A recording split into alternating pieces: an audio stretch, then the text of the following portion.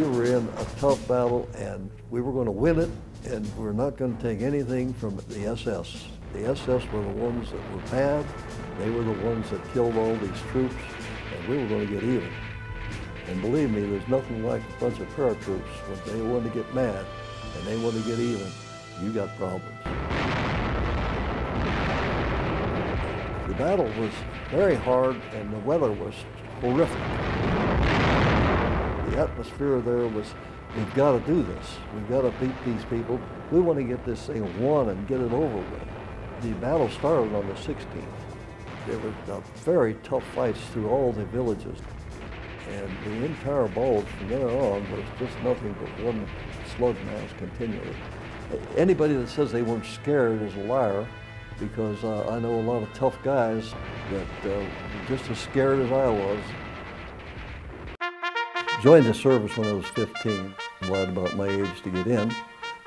But like everybody else, my occupation was chosen by the Army for me.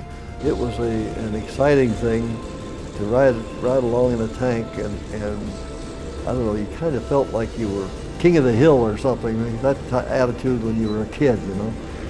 Daredevil was our radio call sign. It was always a continual push, push, push, push. Therefore, we didn't get a lot of sleep, we didn't get a lot to eat, and we very seldom ever got a rest. Even if you're moving slow, you're pushing, because you have to keep the enemy on their heels, getting them moved out or killing them. Everything with the 82nd Airborne and our unit was, we're going to win this thing, and we're going to win it our way. It reminds me of something happened in the Bulge. A friend of mine was a tank commander. His tank was going down a fire break one night, and he came face to face with this Tiger Royal tank, the biggest tank the Germans had. Generally, if you come face to face with a Tiger Royal tank, that's the last thing on earth you see. But in this case, nothing happened. He thought, well, maybe they're asleep inside. So he fired a star shell over this tank. And sure enough, when it lit up, well, the crew must have thought they were on fire, because they all bailed out. Well, he was up in the turret with a .50 caliber machine gun, and he fired, and he killed 3 of them, wounded one, and one ran away before he could get him. He captured this tank, and he radioed back to battalion, and he said, I captured this Tiger. He said, it's running, and I'm going to take this sucker all the way to Berlin. It just seemed like the weather was against us. The Germans coming through Belgium had stopped at the town of Malmedy. It just so happened that part of the 7th Armored Division was passing through what they called 5 Points, which is a point above Malmedy.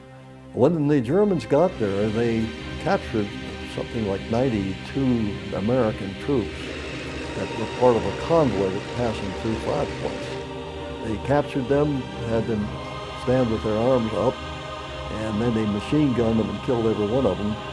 There were 5 who made it, who escaped. And they came down to Malmedy and told the story of what happened. When that word got out to all the troops, all of a sudden, the atmosphere, the morale, everything changed. And luckily, we were with the 82nd Airborne, as far as we were concerned, the best outfit over there. And we were going to get even. We had a high respect for the infantry. They were the guys that did the dirty work. We helped them do it. When it finally ended there in the Bulge, if somebody would have told us at that time that that was the end of the Bulge, we probably would have said, so what? You know, because that portion of the fight was over, but that didn't mean that you then got a rest. You just kept going. That just meant it was going on into something else. January 25th, it was still cold. But we knew that even though it was cold, it was not going to be like it was before. We thought we were doing pretty good when we got to the Siegfried Line, because of course the Siegfried Line was the entrance into Germany. Battle of the Bulge was tough, don't get me wrong, but the Siegfried Line was equally bad. And once we crossed that line, we were in Germany, and that's where we were headed. That made us feel good.